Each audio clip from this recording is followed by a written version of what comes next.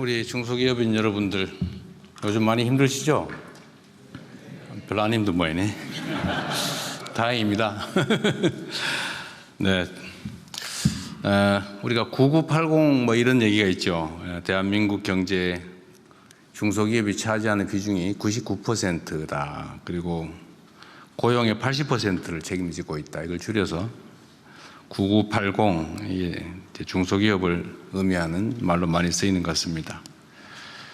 우리나라 기업체가 상당히 많은 편인데 중소기업이 아마도 829만 개쯤 된다고 합니다.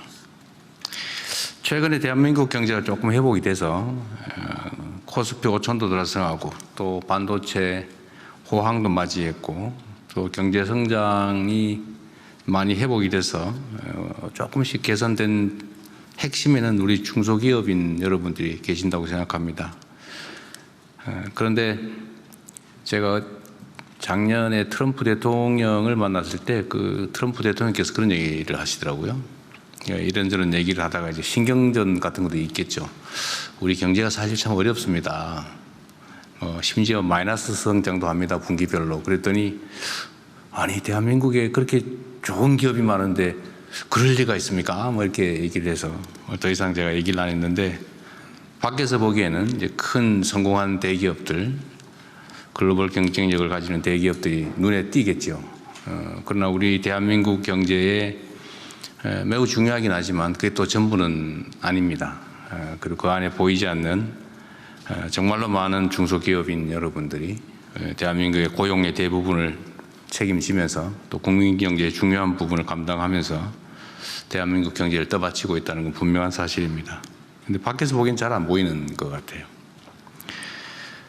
앞으로 대한민국의 대도약을 이끌어낼 혁신성장, 또 균형성장, 공정경제, 이 모든 것들은 중소기업의 활성화를 통해서 가능하다고 생각합니다.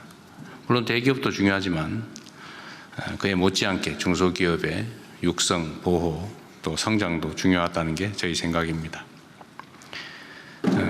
지금까지 대한민국 경제는 대기업 중심으로 끌어온 것도 사실이죠.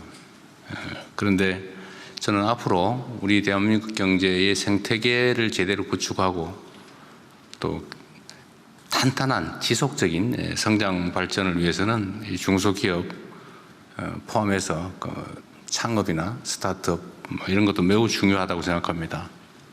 우리 중소기업부 장관도 계신데 제가 중소기업부 장관한테도 각별히 부탁 말씀을 자주 드리는데 어떤 중소기업의 활력을 가지고 좀 든든한 풀밭처럼 단단한 생태계가 될 수 있도록 개별 기업들이 생명력을 가지고 자기 역할을 다하고 또 충분하게 성장 발전할 수 있게 하는 게 중요하다 이런 말씀을 자주 드립니다.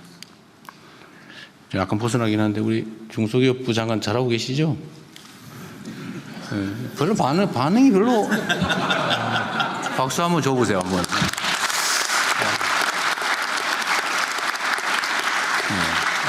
아주 잘하고 계신 것 같습니다. 사실 잘 부탁드리고요. 여러분도 중소기업부와 협의나 협조 잘 해주시길 부탁드리고 중소기업부에서 잘 지원하기 바랍니다. 또 하나 우리 경제산업 발전에서 중요한 부분이 저는 국토 균형 발전이라고 생각합니다. 이 모든 사회 부분이 양극화돼서 이게 사회적 갈등의 원인이 되기도 하고 또 사람들에게 절망을 불러오는 또 한 요인이기도 한 것 같아요. 기업 영역에서도 일부 기업 중심으로 너무 많이 쏠리는 거 아니냐 그런 우려들도 많이 있습니다. 국토 균형 발전도 보면 수도권 중심으로 일극화돼서 지방은 텅텅 비고 수도권은 미어 터져서 비효율이 발생하고 있죠. 이 문제를 우리가 어떻게든지 좀 완화하고 해결해 나가는 게 중요한 과제라는 생각이 듭니다. 지방에서 또 지역에서 많은 일자리도 만들어내고 또 그 일자리들의 질이 높아지고 기업들도 성장 발전하는 그런 나라를 함께 만들어야 될 텐데 이 자리에 함께 해주신 우리 중소기업인 여러분들의 역할도 참으로 중요하다고 생각됩니다. 그리고 중소기업들이 가지고 있는 공통의 고민이 있죠. 뭐 어려운 환경인 건 어쩔 수 없는 측면이라고 하더라도 대한민국에 좀 독특한 요소가 있습니다. 그게 뭐냐, 소위 착취 구조죠.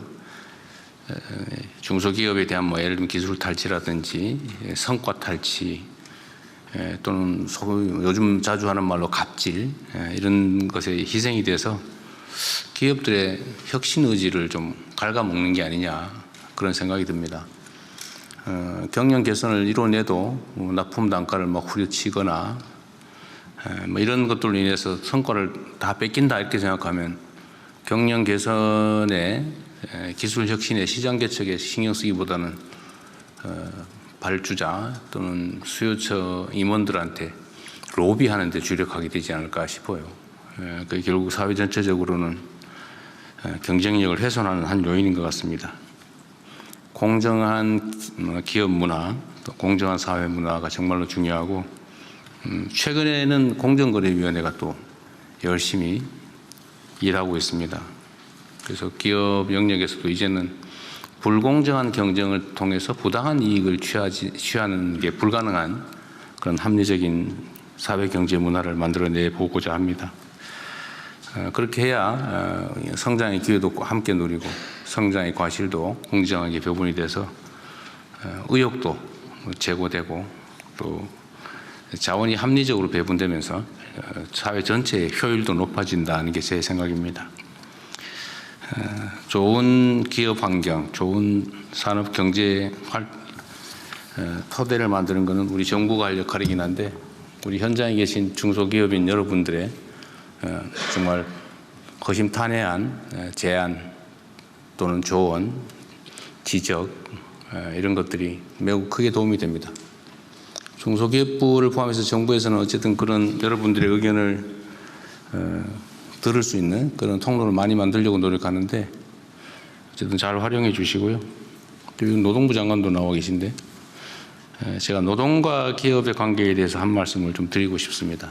아마 중소기업 경영하는 입장에서는 노동 문제도 사실은 매우 큰 관심사일 거예요. 근데 저는 제 개인 뭐 출생과 출신 신분을 보더라도 제가 노동자 출신이기도 한데, 저는 우리 사회에서 노동자는 노동자들의 몫을 정당하게 주장하고, 또 기업 입장에서는 기업인 또는 경영 입장에서 할 얘기 충분히 하고, 다만 그 이해관계의 조정이 합리적으로 이루어지면 좋겠다. 어느 한쪽도 불합리하게 피해를 입거나 그러지 않을 수 있으려면 정말로 대등한 힘의 관계 속에서 정말 허심탄회한 대화, 또 협력이 필요하다 이렇게 생각합니다. 저는 뭐 노동조합 또는 노동자들이 한때는 그런 얘기도 많았죠. 뭐 빨갱이 취급하고, 노동 그러면 왠지 뭔가 빨간색이 좀 들어 보이고 불순해 보이고 말이에요. 이러면서 탄압의 대상이 되기도 했는데, 저는 그게 앞으로는 기업 경쟁력을 제고하는 데 크게 도움이 안 될 거라고 생각해요. 노동자들이 기업이 망하길 원하겠습니까? 자기 일자리인데. 또 그것도 기업의 상황에 대해서 오해가 있으면 충분히 또 다 드러내고, 서로 합리적으로 대화하고 또 서로 존중하고 공감을 해야 그게 또 하나의 사회 조직인데 제대로 잘 굴러가지 않을까 싶습니다. 조직 구성원들이 요즘 뭐 ESG 경영 이런 얘기도 많이 합니다만, 뭐 기업 내 조직 구성원들이 회사에 애정을 갖지 않고 회사 망하기를 바라고 아니면 시간만 때우기로 한다든지 이렇게 하면 사실은 생산성이 올라가기가 쉽지 않죠.